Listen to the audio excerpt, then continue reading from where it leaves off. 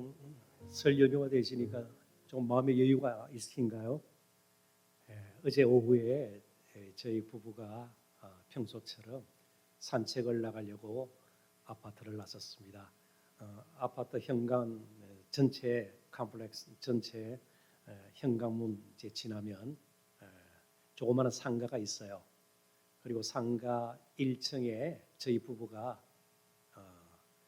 머리를 이제 자르는 미용실이 있는데 그 앞을 지나게 되었습니다. 갑자기 미용실 문이 열리면서 원장님이 저희들을 보고 새해 복 많이 받으세요. 큰 소리로 그런 거예요. 얼마나 놀랐는지 몰라요.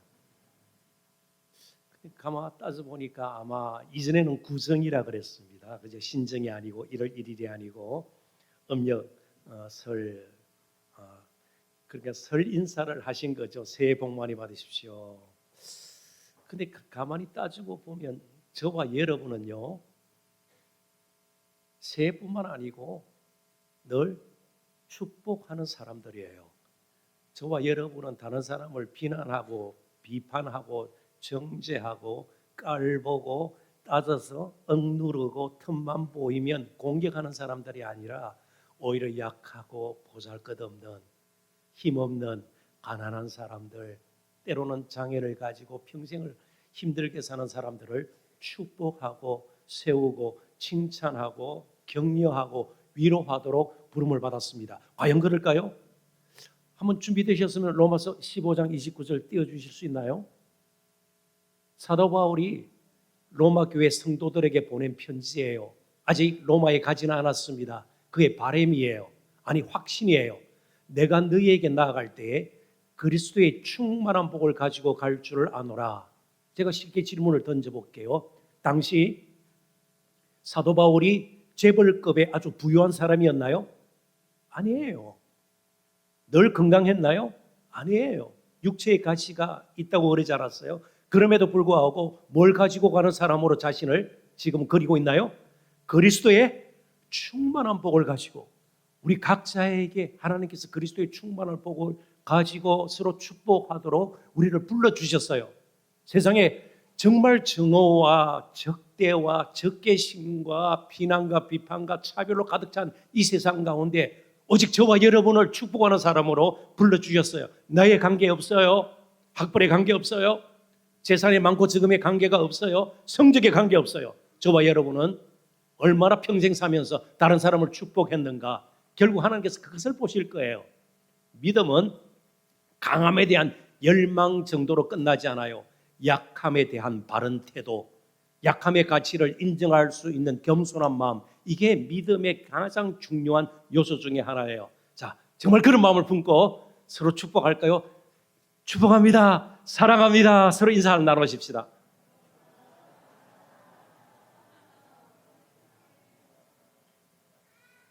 결국 우리 인생의 성공은 많은 재산을 가지고 높은 자리에 오르고요, 사람들의 인기를 누리고가 아니에요.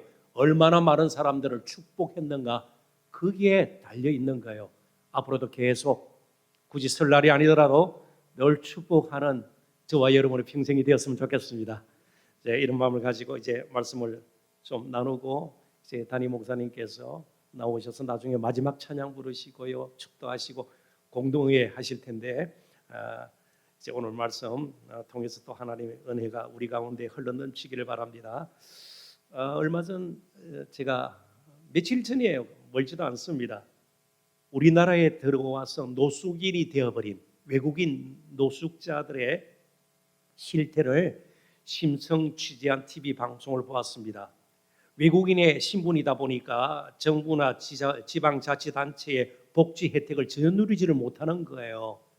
소위 사회복지의 사각지대에 놓인 사람들이에요. 이들의 하루하루를 비춰주는 TV 화면을 보면서 참 마음이 참담했습니다. 참 아프기도 했죠. 동상에 걸려가지고 네팔에서 온 네팔인지 제가 확실히 기억이 나지 않네요. 방글라데시인지 거기서 온 노숙인이에요. 동상에 걸려서 발가락을 몇 개나 절단하는 그런 아픔도 겪는 노숙인이 있었습니다. 노숙인은 노숙인 이야기를 좀 더 해보도록 하죠. 이 지구상에서는 그래도 가장 풍족하다고 여겨지는 미국에도 노숙자들이 많이 있어요. 노숙인들이 많이 있어요. 특별히 하루 유동 인구가 그 역을 거쳐가는 사람들이 70만 명에 이르고 매년 1억 명이 이용하는 미국 최대의 역이 있습니다. 뉴욕에 있어요. 그랜드 센트럴 스테이션, 그랜드 센트럴 역이라는 역인데요. 지하 7층까지 있어요. 우리나라 역 가운데서도 지하 4, 5층까지 좀 이렇게 깊이판, 그죠? 지하철이 서로 오고 가는, 환승해야 되는 그런 역에 보면 밑으로 깊이 판 것을 볼 수가 있어요. 그 역도 지하 7층까지 되어 있어요. 그러다 보니까 지하 공간이 여기저기 있는데 노숙인들이 거기 다 있는 거예요. 노숙인들이. 그런데 이런 지하의 노숙자들을 가장 무시하는 사람들이 다름 아닌 지상의 노숙인들이라고 그래요. 지상의 노숙인들은 누구냐 하면 거리나 공원 같은 데서 텐트를 치고 널빤지 같은 거 막아서 이렇게 지내는 노숙인들이에요. 자기들은 지상에 있다고 지하에 있는 노숙인들을 깔보는 거예요. 우리 모두는 노숙인들은 아니에요. 그렇지만 노숙인들이 그렇게 될 수밖에 없는 상황들이 있었죠. 노숙인들 가운데서도 다른 사람에게 없는 또 좋은 점이 있을 수가 있는 것이죠. 그렇습니다. 여러 가지 환경상 또 상황적으로 그렇게 될 수밖에 없었는지 몰라요. 한 가지 예를 들까요? 제가 꽤 미국에서 오래 살았죠. 한 21년 살았으니까 꽤 살았죠. 근데 노숙인들이 제가 이렇게 거리 지나가면요, 한 푼 주십시오. 한 푼 주십시오. 영어로 뭐라 그럴까요, 청소년 여러분? 한 푼 주세요. 이럴까요? 한 푼 주십시오. change. change란 말은 뭐 바꾼다는 의미도 있지만 거스름돈, 그걸 change라고 그래요. 그러니까 잔돈, 한 푼 주십시오. change please, change please. 그렇게 해요. 그럼 제가 이제 뭐 1불도 주고 저는 그래요. 근데 확실하게 그분들이 저보다 나은 게 있어요. 이빨도 빠지고요. 막 힘이 없어요. 막, 그죠? 막 부들부들 떨기도 하고요. 근데 확실한 건 저보다 뭘 더 잘할까요? 영어를 훨씬 잘해요. 원어민 영어를 써요. 그래요. 근데 우리 사이가 어때요? 우리 청소년들도 있지만 성적으로 등급을 매니자. 등급은 A+, 뭐 A, 더블 플러스 이런 거 어디 있어요? 소고기 쓰는 거예요. 등급 매기고 말이죠. 청소년들이 때로는 그렇게 매도가 되는 거예요. 돈이 없으면 죄인 취급을 받는. 그래서 문화학자인 엄기호라는 분이 책을 썼는데 책 제목부터 심상치가 않아요. 나는 세상을 리셋하고 싶다. 리셋. 우리 청년들, 청소년들은 잘 알죠. 리셋이 뭐예요? 초기화, 재설정. 판을 싹 깔아엎고 새로 시작하고 싶다. 우리 조국에 대한 그런 아픔을 그린 거예요. 그러면서 우리 사회를 어떻게 정의를 했는가 하면 모욕을 선물하는 사회. 그러니까 모욕당하고 다른 사람이 틈만 생기면 약한 면만 발견이 되면 또 공격을 해버리는, 이게 일상화가 돼버린 거예요. 그러다 보니까 심한 경쟁 가운데 차별이 생기고요, 편가름이 생기는 거예요. 그런데 저와 여러분은요, 어떻게 부름을 받았다고요? 축복하는 사람으로. 그러니까 약하다고 해서 뭔가 좀 모자라게 보이는 사람이라고 해서, 그리고 많이 가지지 못한 사람이라고 해서, 많이 배우지 못한 사람이라고 해서 깔보거나 차별하거나 그래서는 안 된다는 거예요. 교회는 그런 곳이에요. 누구든지 올 수 있는 것이고요, 누구든지 따뜻하게 품을 수 있는 것이고요. 그러니까 꾸미거나 숨기지 말고 있는 모습 그대로 하나님께 나아갈 수 있는 유일한 공동체, 집단이 교회예요. 교회는 가면이 필요 없어요. 절대로 가면 쓰고 오면 안 돼요. 목사인 저도 목사의 가면을 쓰고 뭔가 다 된 것처럼, 완전한 것처럼 그렇게 꾸며서는 안 된다는 거예요. 다만 있는 모습 그대로로 나아가 하나님의 은혜로 모두가 새로워지고 회복이 되고 변화를 받는 곳이 바로 교회입니다. 그래서 교회에서 무엇보다도 넘쳐야 할 것이 서로를 향한 축복이에요. 서로를 축복하는 거예요. 자, 본문이 포함된 시편 8편은 아주 특이한 시편입니다. 시편 가운데서 처음 나오는 찬양시예요. 7편까지는 찬양은 없었어요. 근데 8편에 이르러서 이제 처음으로 찬양이 시작됩니다. 개인과 공동체의 찬양이 이제 수록이 되어 있는 시편이 시편 8편인데 저자가 다윗이에요. 다윗이 이 시편을 지었습니다. 자, 다윗 그러면 왕이기도 하지만 그 누구보다도 심한 위기와 압박과 그리고 시련 가운데서 살았던 사람입니다. 동시에 누구보다도 찬양과 감사를 빼앗기지 않으려고 애썼던 사람이기도 합니다. 그래서 오늘 시편 8편도 다윗이 지었는데 찬양으로 감사의 고백으로 시작하고요, 하나님에 대한 신앙 고백으로 시작해서 찬양과 고백으로 끝나는 것을 보게 됩니다. 그래서 학자들은 이러한 형식, 문학 형식을 인클로시오 그렇게 표현합니다. 그러니까 1절 한번 봐요. 여호와 우리 주여, 주의 이름 할 때 주님 자체를 의미합니다.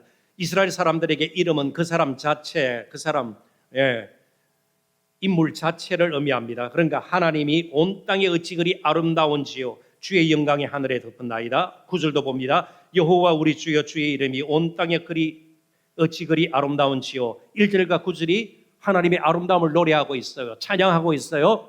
그리고 하나님이 얼마나 아름다운지, 주의 영광이 하늘에 덮였다는 것을 고백하고 있어요. 이걸 인클루시오라는 문형은 그렇다면 2절부터 8절 그 중간은 뭔가 하면 이렇게 찬양할 수밖에 없는, 이렇게 고백할 수밖에 없는 이유들이 쭉 나열이 되어 있습니다. 그런데 그 이유를 잠시 살펴보겠습니다만은 요약하면 이것이에요. 이 우주 만물을 지으신 창조주 하나님께서 그가 지은, 그것도 흙으로 지은 인간을 이토록 존귀하게 여길 수 있는 것. 우리에게 약점이 없나요? 모자람이 없나요? 우리 모두가 틈이 없나요? 흠이 없나요? 그럼에도 불구하고 하나님은요, 그 지으신 피조물에 불과한 인간을, 사람을 이렇게 존귀하게 여길 수밖에 없나? 거기에 감동을 받아 다윗이 이렇게 시를 지어서 노래를 하게 된 것입니다. 특별히 4절, 5절 아마 여러분들께서도 조금 익숙한 부분이 있을 거예요. 4절, 5절을 제가 읽어보겠습니다. 사람이 무엇이기에, 여기 사람 에노시라는 히브리 단어는요, 보통 힘없고 연약한 존재로서의 인간, 에노시. 여기서 에녹이라는 사람의 이름이 나왔습니다. 에녹, 연약하고 힘없는 존재. 에녹이 그렇게 했어요. 그래서 에녹이 그렇게 탄생을 했습니다. 주께서 그를 생각하시며 인자가 무엇이기에, 이게 맨 아브함, 이 말은 흙으로 지어진 인간이에요. 그러니까 다 연약하고 힘없는 흙으로 지어진, 어찌 보면 보잘것없는, 깨어지기 쉬운 그런 존재라는 거죠. 무엇이기에 주께서 그를 돌보시나이까, 그를 하나님보다 조금 못하게 하시고, 이게 하나님인데 엘로힘, 이 말은 창세기 1장에 여러 번 반복되는 하나님의 이름이에요. 엘로힘, 창조주 하나님이에요. 창조주 하나님. 우주 만물을 지으신 창조주 하나님께서 흙으로 지은 참으로 힘없고 연약한 인간을 이토록 존귀하게 여기나 말이죠. 조금 못하게 하시고 영화와 존귀로 관을 씌우셨나이다. 자, 그러니 우리가 예배할 때마다 세상이 뭐라 그러든, 사람이 나를 어떻게 평가하든 하나님은 영광과 존귀로 우리에게 관을 씌우시고요, 이 예배 시간에 얼마나 우리를 존귀하게 여기는지, 우리의 예배를 얼마나 소중하게 여기는지 우리는 기억할 필요가 있습니다. 우리는 예배할 때마다 우리 자신의 연약함을 먼저 인정할 수 있어야 돼요. 자신의 모자람을 하나님 앞에 정말 꾸밈없이 내놓을 수 있어야 합니다. 그러면서도 나의 예배를 받으시는 그 하나님의 영광을 보면서 다시 기쁨을 회복할 수 있는 것이요, 존귀하게 여기는 그 하나님 앞에서 자신감을 회복할 수가 있는 거예요. 자, 이제 본문을 살펴봐야 될 텐데, 그렇다면 인간 가운데 정말 연약하고 힘없는 인간 가운데서 가장 연약한 존재가 누구일까요?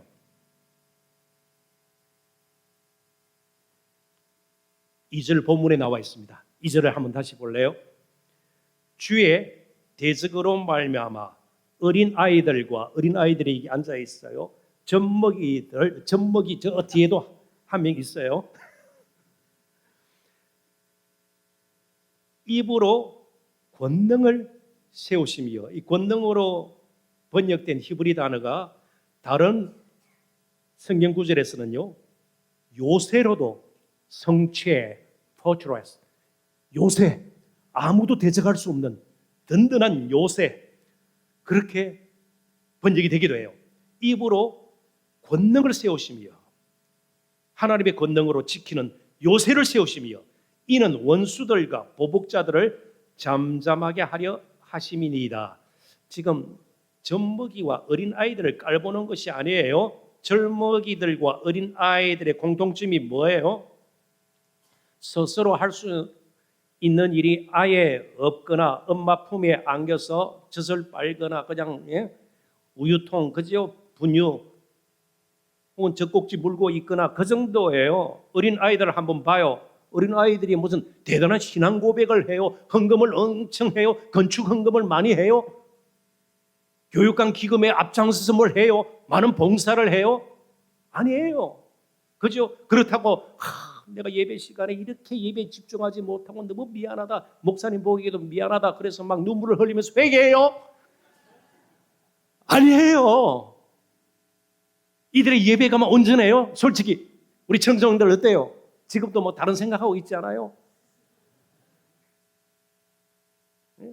2학년 4반에 그 남학생 생각하고 그러지 않아요? 음악 선생님 생각하고 그러지 않아요? 우리 온전하지 못해요. 저와 여러분도 마찬가지예요. 설교 시간에 잡념이 떠오르더라고요. 염려하지 말라고 그러는데 염려가 막 이렇게 차오르고 말이죠. 그런데 이런 입을 통해서 권능을 세우시며 요새를 세우시며 풀이하면 이렇습니다. 늘 도움과 돌봄이 필요한 이런 어린 아이들, 약하고 힘없는, 아무것도 내놓을 것도 없는 그들의 입. 자, 입에서 나오는 것이 무엇일까요? 어린아이 젖먹이 입에서 나오는 거요? 울음. 늘 울어요. 때로는 기쁨의 옹알이도 해요. 조금 노래 부를 수 있어요. 웃기도 해요. 그리고 주로 뭐 해요? 요구해요. 이거 달라, 저거 달라, 이거 해주세요, 저거 해주세요, 요구해요. 그럼에도 불구하고 하나님, 가장 약한 자의, 힘없는 자의 그런 입을 통해서 요새를 세운다. 풀이하면요, 하나님께서는 사용 못하시는 것이 없어요. 그분의 권능을 드러내실 때에, 그분의 능력을 드러내실 때에, 우리를 지키실 때에 오히려 그런 입을 통한다. 자, 풀이하면 이렇습니다. 혹시 성도 여러분들 가운데에 홀로 신앙생활 하시는 분이 계세요? 청소년 여러분이나 청년 여러분 가운데 홀로 신앙생활 하시는 분 계시나요? 여러분들의 때로는 짧은 기도도, 온전히 집중하지 못한 예배, 찬양이라도 하나님은 그것을 요새 삼으시고 여러분들의 가정을 지켜주세요. 이걸 아셔야 되는 거예요. 우리 교회가 왜 이렇게 정말 기쁘고 즐겁고 자유하고 기쁨이 넘치나 말이죠. 정말 우리가 뜨겁게 교회를 사랑하는 마음이 있기 때문이에요. 그러니까 우리가 정말 하나님의 은혜를 갈망하면서 찬양을 하고, 하나님 외에는 나에게 진정한 소망이 없습니다, 진정한 복의 근원은 하나님이십니다, 이런 마음으로 우리가 기도하기에 교회가 더 요새처럼 든든히 세워지는 거예요. 가정이 그렇게 세워지는 거예요. 놀랍게도 예수님께서 오늘 본문을 인용을 하셨습니다. 언제 인용하셨을까요? 소위 말하는 종려주일 예루살렘 성에 나귀를 타고 들어가실 때에 이 구절을 인용을 하셨습니다. 마태복음 21장 15절 16절입니다. 대제사장들과 서기관들이 예수께서 하시는 이상한 일, 성전 청기를 하셨습니다.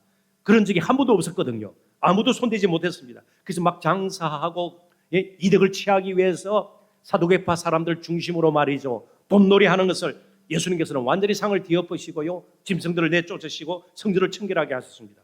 또 성전에서 소리질러 호산나 다윗의 자손이 하는 어린 아이들을 보고 노하여 막 화가 난 거예요. 성전에서 아이들이 노래 부르는 것, 찬양하는 것을 대제사장들과 서기관들이 막 분노하고요. 예수께 말하여 그들이 하는 말을 듣느냐?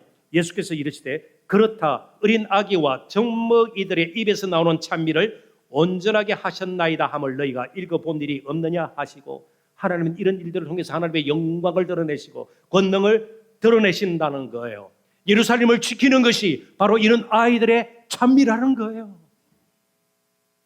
그리고 얼마 후 예수님은 가장 약한 모습으로, 가장 힘없는 모습으로, 가장 낮은 자리, 바로 십자가에서 못 박혀 하나님의 권능을 드러내셨습니다.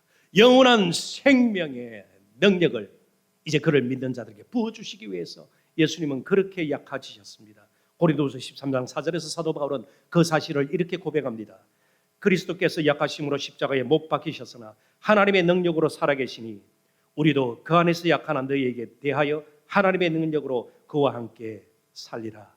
이제 예수 그리스도 안에 있는 우리를 누가 대적하겠습니까? 그 사랑에서 누가 우리를 끊어 놓겠습니까? 자, 그러니 우리의 약한 것과 힘 없는 것이 근본적인 문제가 되지 않습니다. 제가 청소년 여러분들에게 분명히 말씀드릴 수 있어요. 물론 성적이 나쁘면 굉장히 낙심도 되고 힘들고 뒤처지고 말이죠. 굉장히 마음이 좋지는 않을 거예요. 그렇지만 성적 자체가 여러분들의 정체성을 온전하게 결정지을 수가 없어요. 어떤 가치관을, 세계관, 세상을 바라보는 무엇이 가치 있는가를 제대로 따질 수 있는 능력이 앞으로 여러분들 사는데 성적보다 더 중요하게 될 것입니다. 그래야 공부하는 이유, 전공을 정하는 이유도 달라지게 될 것입니다. 사랑하는 성도 여러분, 우리 가운데 온전한 사람이 없어요. 온전히 건강하고 모든 것을 다 갖추었다고 스스로 생각하는 사람들은 없을 겁니다. 그렇다면 이제 할 일이 무엇입니까? 입을 크게 여는 거예요. 우리가 할 수 있는가? 해야 해요. 그것은 입을 크게 여는 겁니다. 힘을 잃고 약해졌을 때라도, 괴롭고 아플 때라도 스스로 무너져서는 안 돼요.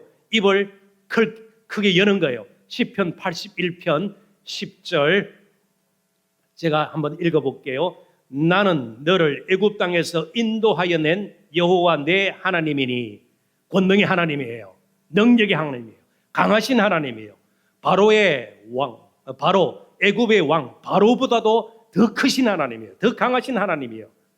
내 입을 크게 열라 내가 채우리라 하였으나. 한번 따라해 보시겠어요? 내 입을 크게 열라. 어떻게 한번 해보시겠어요? 내 입을 크게 열라. 입을 크게 열라. 이렇게 하라고요? 이게 히브리 사람들의 관용어예요. 즐겨 쓰는 말이에요.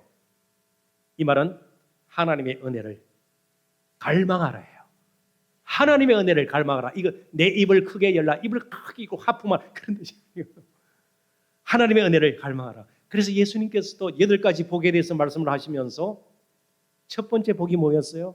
심령이 가난한 자는 복이 있나니.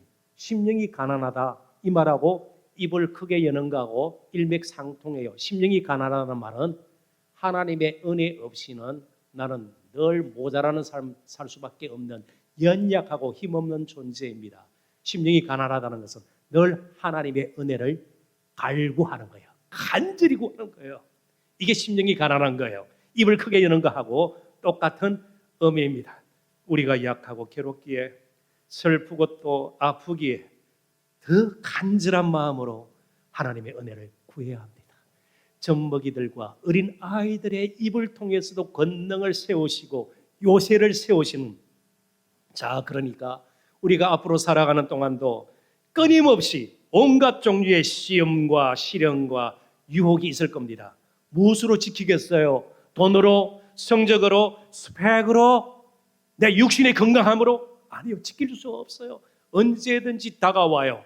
그럴 때 우리의 입으로, 찬양으로, 기도로 서로 사랑하고 축복하는 서로의 그러한 영성을 가지고 우리가 함께 세워져 나갈 겁니다.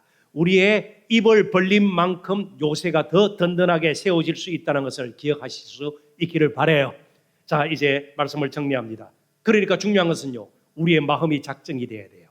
다윗 그 누구보다도 많은 시험과 시련이 있었던 사람입니다. 정말 다윗에게 가장 큰 시험거리를 안겼던 사람이 누구일까요? 가장 충성스럽게 섬겼던 왕 누구예요? 그리고 자신의 장인어른이에요. 사울 왕이에요. 다윗이 점점 백성들의 마음을 끄는 것을 볼 때에, 요즘 말로 인기가 높아지는 걸 볼 때 시기하고 질투해서 결국은 죽이려고 하죠. 누구예요? 사위예요. 사위가 잠드는 것을 봐줄 수가 없었던 거예요. 죽이려고 쫓아다녔어요. 그리고 가장 극적인 상황이 시편 57편에 나와요. 굴 속에 갇혔습니다. 도저히 피할 수 없는, 사울은 군대를 끌고 왔어요. 그런데 다윗을 따르는 사람은 몇 되지 않아요. 그런데 거기다가 굴 속에 갇혔어요. 굴 속에 들어오기만 하면 이제 다윗의 인생은 끝이 나는 겁니다. 그런 가운데서도 그는 입을 크게 열었습니다. 하나님의 신실하심을 붙들었고 하나님의 은혜를 갈구했습니다. 그리고 마음에 작정을 하죠. 시편 57편 7절 8절입니다.